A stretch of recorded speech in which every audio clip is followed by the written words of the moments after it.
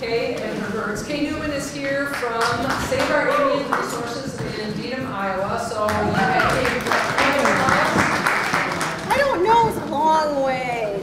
Yeah. So anyway, she is here, and I will let her introduce herself because she knows herself better than I do, and she can tell you about what she does. And she's a phenomenal woman that knows tons of stuff and does great work. So here you go. Okay. All right. Okay. So thank you for waiting. Apologize for being late. Yeah, it was a long ways, and there was slush coming out of the sky for a while, part way up here. So.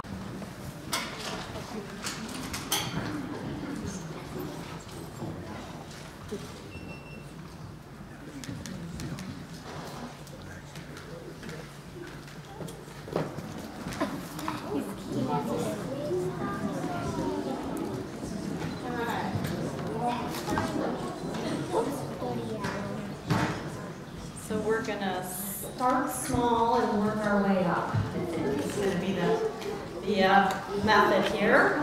And so this one is our smallest education bird. Yeah, and you can see that he's not absolutely thrilled about this whole situation. And so this one is our saw-whet owl. Saw-whet owl. Yeah, so he is a winter visitor, and I'm going to kind of talk about owls in Iowa because that's usually, that's what we deal with. I didn't study up on my owls in southeastern Minnesota, but in Iowa, saw-whet owls do not nest in our state. They are simply winter visitors, and so they want to nest further north. They're cavity nesters, want to nest in burrow woodpecker cavity up in a pine tree up in northern Minnesota or Wisconsin or on up into Canada. These guys are very migratory, and so they come to our state. Some of them, I think, just go right on through. A lot of them stay, and you can imagine this is as big as he's going to get. He's not going to get any bigger than this. And so you can imagine trying to catch a mouse through, I think they were saying 2, 3, 4 feet of snow up in northern Minnesota. That's probably just not going to happen for you, being this size. And so they head further south to find some open grassy areas to be able to hunt in. And the habitat that we find them in Iowa, we don't have a lot of pine trees. Iowa's not a piney evergreen state. We have cedar trees. Yeah, people that have pastures are like, oh, they're weeds. But for wildlife, cedar trees are really, really good winter cover. And so old pasture areas with a big draw running through them, those are the places that we go in the wintertime to look for our saw-whet owls. What he does to figure out where his little saw-whet owl is at in this whole big draw of cedar trees. Anybody have any ideas how you might find an owl? Maybe this is a secret I shouldn't tell. Yeah, I bet you guys can figure it out. What do you think? What do you look for? Well, and I think we have volunteers that are taking care of this today. If it happens here on the floor, yeah, he gets down on his belly and looks underneath these cedar trees and looks for the whitewash.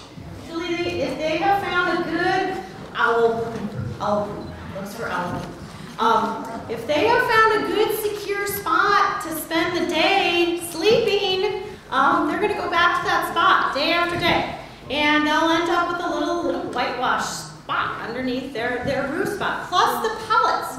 And so you know the owls, he will eat a whole mouse. He won't peel it. He'll eat the skin, he'll eat the fur, he'll eat the bones. Quite a bit of work on saw-whet owls as far as banding and then monitoring those band returns. And then that is helping them kind of map out the migration routes that they take. And so I know up in Duluth at Hawk Ridge, they will mist net and band saw-whet owls. And we have a location now in Iowa too that I think just the last 2 seasons, the 2 fall kind of early winter seasons, on the Missouri River. Hitchcock Nature Center has a team that sets up mist nets at night, and they're able to trap and band some of the saw-whet owls that are coming through Iowa. So they should be getting a lot of good information on those guys. This is the radius and ulna, so the 2 middle bones in the wing. And when those bones healed, they fused together. And so he lost his ability to twist and turn that wing. and so he can't get enough lift for him to get up off the ground up to a high perch. He needs to be able to climb to do that, and so that's not a releasable situation for this guy. He's got feathers that come all the way down to the tips of his toes, and yeah, you guys can probably can't see, he's got tiny little feet. So mice and bugs are going to be the extent of his prey capturing abilities. Those feathers that come all the way down to the tips of his toes help muffle the sound a little bit when they're flying at night. If you're going to catch a mouse, you want to be able to sneak up on it, and so the quieter you can be, the better. Allowed to name. And so these guys are like cats. We had a cat. I think he was about 15 when he died. He had at least 3 different names, and it was not an issue for him. As long as his food bowl was full and we let him out when he wanted out, we could call him whatever we wanted. And so birds are sort of the same way. They are not going to learn their names, but we kind of want to name them so we can separate them one from the other and kind of have an attachment to them. So the naming thing isn't really important to them, it's more important to us. They're down on the ground and they're debilitated and they need help. The birds that they are banding, they're trapping wild birds, and I don't know the exact process, but I believe they set up mist nets. Yeah, a tiny bit bigger, good. A little bit noisier.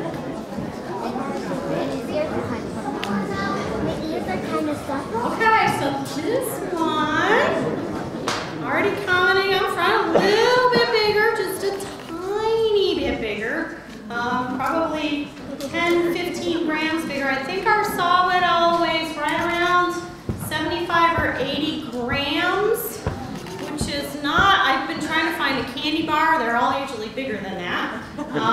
This guy weighs right around maybe 100 grams, 105. This one is a screech owl. Screech owl. So a little bit. So you can see the red. Kind of like red face, and so he has got. It's a lot like some people have red hair, some people have brown hair, some people have blonde hair. And so with screech owls, you can look into a nest of screech owls, and half of them will be gray, and the other half of the babies will be red. And they're kind of the opposite of our sawwhet owls. They don't do a lot of moving around. They're usually going to stay in one spot once they found a good place to nest and have set up a territory, whereas our sawwhet owls are traveling all over the place. They're migratory species in the fall and in the spring. These guys are going to stay in one spot, and that's where they're going to be once they have a good territory set up. They are also cavity nesters, so they're going to look for a hole in a tree. And in Iowa, we do have woodpeckers, but not the great big ones like you guys have up here. And so they might be looking more for a place where a squirrel has widened out and made a cavity in a tree. They'll also nest in buildings, and so these guys have become very urban. Screech owls they might have to do with more people being around and finding them. We get quite a few calls for screech owls in town, and people will see them in their yards. And most people want to have big trees in their yards. Big shade trees are a valuable yard tree, and usually up in those trees there's a little broken off branch or something. They will also use nooks and crannies in buildings, and so they get in trouble when they try to go down chimneys. So he's going to be a mouser. That's definitely what they're going to be after is mice. But they'll do a variety of things. And so in the summertime when we get these guys in, a lot of times the first pellet that they spit out will be June bug exoskeletons, the little shell on the back of that June beetle that wants to, I don't know what month they'll come out this year. Who knows? I'm done predicting. It's never June. It's always something else.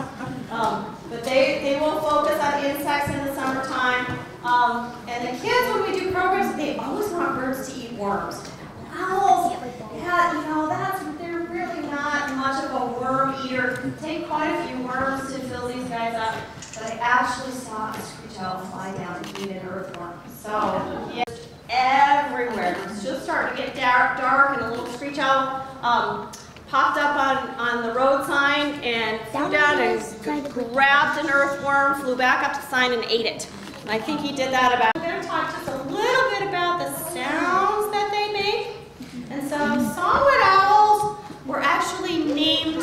sound that they make. So has anybody ever wetted a saw? Yeah, maybe Boy Scouts. Yeah, nobody does that anymore. So the old-fashioned way to sharpen a saw was to use a big stone wheel that you would be pedaling to make it go around, and you'd be pouring water on it where the wetting comes from, and you would run the saw across that spinning stone wheel and get, yeah, you can imagine the kind of sound that would make. So sawwood owls sound like someone wetting or sharpening a saw, which is kind of yeah, I'm waiting for the owl calling contest because I am not going to enter the owl calling contest. I even got him to look. Sounds like an elephant. So kind of a high-pitched, up and down, kind of sort of ghosty sort of sound. And so these feather tufts on top of his head have to do with his camouflage. And so they're not part of his hearing. Their ears are where you would expect them to be on either side of their head. And actually you can kind of see that little stripe coming down on the side of his facial disc. If you pulled his feathers back, you would just see a little tunnel of skin going back into his head. No flaps. Owls do not have these things sticking out of the side of their head. Would be not very aerodynamic. If you were going to be a flying animal, you would not want big flaps sticking out of the side of your head. The facial disc of feathers work great. When they fly, those feathers just smooth back nicely and don't get in the way. Yeah, when they're sitting still and they're turning their head, which they can do 270 degrees, so 3/4 of the way around, that facial disc just follows right along and funnels the sound waves into their ears. Sort of an owl. And I'm going to put this down and I'm going to walk him quick over that way and over that way so you guys can see him up close because he's so small, and then we'll get out our next bird named yet. And we have had him now for about 4 years, and he has an elbow joint injury, and it's pretty slight because when you're looking at him, you can see his eyes look great. He's got all of his toes, and he's flapping around, and he doesn't have a droopy wing. That sawwood owl, you can kind of tell the wing on my side just doesn't work quite right. This guy does have an elbow injury on my side too, and so he can't quite extend his wing. So I made these ones that are just almost perfect, but it's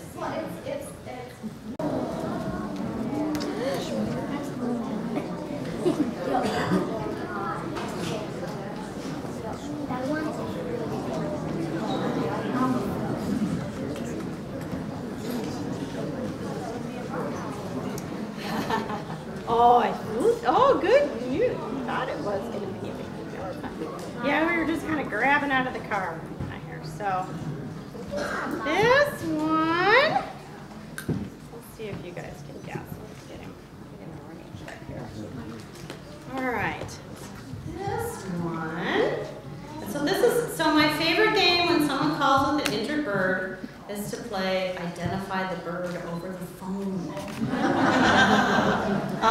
And I've gotten pretty good at it. And so one of the questions that I always ask, and everyone's always puzzled as to why, I want to know what color their eyes are. Because that separates a lot of the different species by looking at eye color. Owls, I know if I have yellow eyes. I don't have a barn owl, I don't have a barred owl. I have something else.